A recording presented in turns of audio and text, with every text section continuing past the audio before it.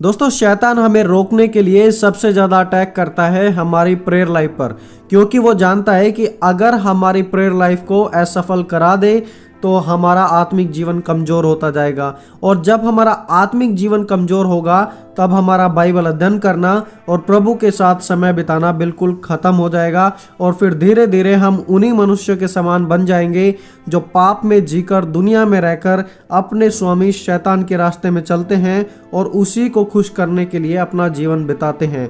शैतान के रास्ते परमेश्वर के रास्तों से बिल्कुल अलग हैं।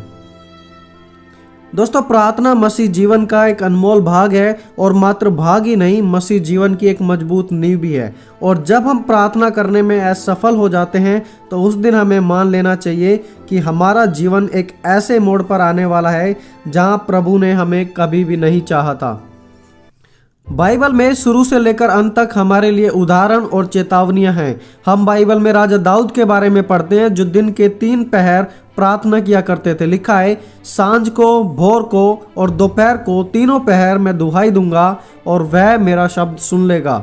दानियल खुदा के सामने घुटने टिकाया करता था, दिन में 3 बार दुआ किया करता था। लिखा है, तब दानियल अपनी कोठरी में गया और अपनी रीति के अनुसार जैसा वह दिन में 3 बार अपने परमेश्वर के सामने घुटना टिकाकर प्रार्थना और धन्यवाद किया करता था, वैसे ही तब भी किया।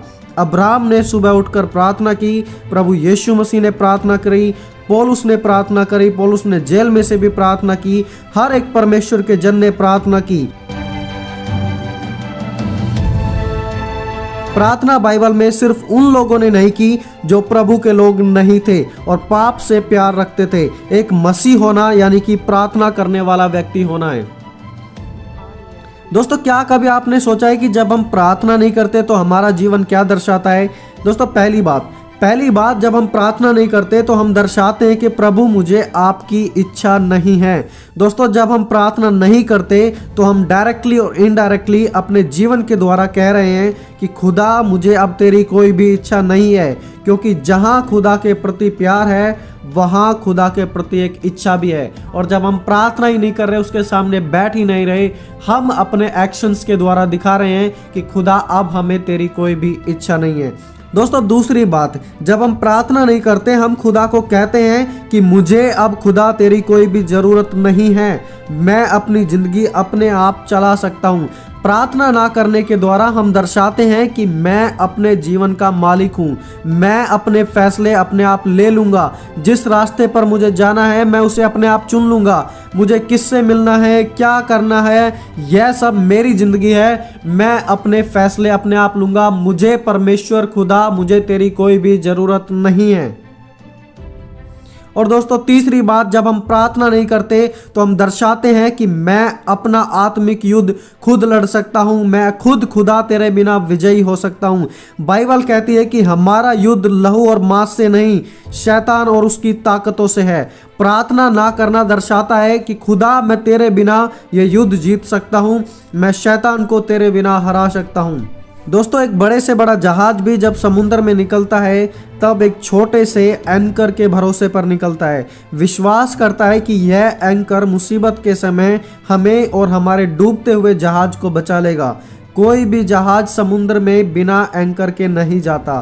फिर आज क्यों हम मसीह जीवन में बड़ी बड़ी बातें तो करते हैं लेकिन प्रार्थना को, जो हमारे जीवन का एंकर है, उसे भूल जाते हैं, उसे बिल्कुल नज़रअंदाज कर देते हैं। उसके बिना अपनी ज़िंदगी की यात्रा को करने के लिए हम निकल पड़ते हैं और जब जीवन डूबने पर होता है तब हम प्रार्थना के लिए बैठते हैं और तब तक तो जहाज डूब गया होता है, ज़िंदगी नष्ट हो चुकी होती है और फिर हम प्रार्थना करने के लिए बैठते हैं।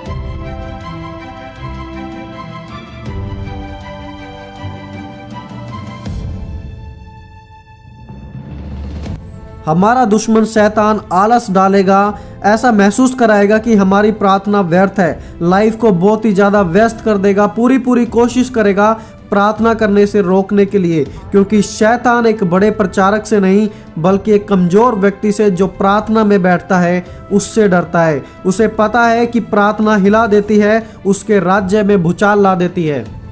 दोस्तों आज आप जो भी हैं, अगर आपने प्रार्थना करना छोड़ दिया है तो आज वह समय आ गया है कि दोबारा आप प्रार्थना करने लगे। दोस्तों जब प्रभु यीशु मसीह हमारे बीच में थे, उन्होंने प्रार्थना की, उन्होंने सेवा शुरू करने से पहले प्रार्थना की, सेवा के बीच में प्रार्थना की, लोगों के लिए प्रार्थना की, चेलों के लिए प्रार्थना की, मरने से पहले प्रार्थना की। अगर यीशु को इतनी प्रार्थना करनी पड़ी तो हमें कितनी ज़्यादा प्रार्थना करनी पड़ेगी। और जो लोग अपने आप को मसीह कहते हैं लेकिन प्रार्थना नहीं करते, आप अपने जीवन के द्वारा दर्शा रहे हैं कि आप यीशु से भी बढ़कर हैं, क्योंकि यीशु को तो प्रार्थना करने की ज़रूरत थी लेकिन आपको ज़रूरत नहीं है। दोस्तों सच तो यह है कि हमें बहुत ही ज़्यादा प्रार्थना करने की आज ज़रूरत है। वो यीशु मसीह जो तूफानों को थामता था, जो पानी पर चलता था, लोगों को चंगा किया करता था, मुर्दों को जिंदा करता था, लेकिन वो फिर भी रातों रात बैठकर प्रार्थना में समय बिताता था। नए नियम में प्रार्थना का शब्द है प्रोस्ट्रेट, प्रभु के सामने अपने आप को झुका देना, उसके सामने अपने आप को समर्पित कर देना। और जब हम झुकेंगे तभी तो वो अपनी सामर्थ को और अपने रहस्यों को हमें सिखाएगा, हमारा मार्गदर्शन करेगा।